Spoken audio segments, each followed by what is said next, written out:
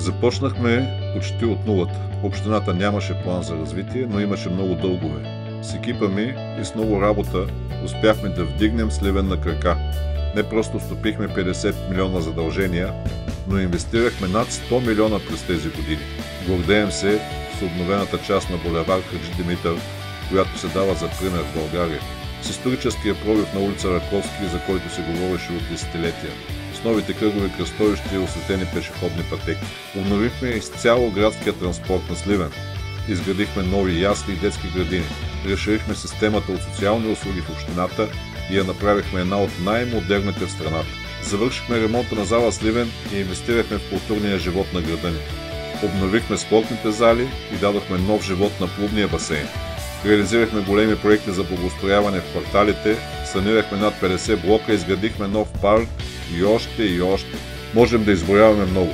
През тези години работихме и коректно, и прозрачно. Община Сливен получи най-високите отличия в страната за публична и открита администрация. Работим ежедневно за нашия Сливен. Градът, в който живеят родителите ни, но и градът, в който растат децата ни. Разбира се, стараем се да подобрим живота на всички в общината. Сливен не е само центъра, Сливен е и в кварталите и малките населени места. Искаме да повишим качеството на живот на всички в общината. Искаме младите хора да останат тук. Искаме родителите ни да живеят достойно.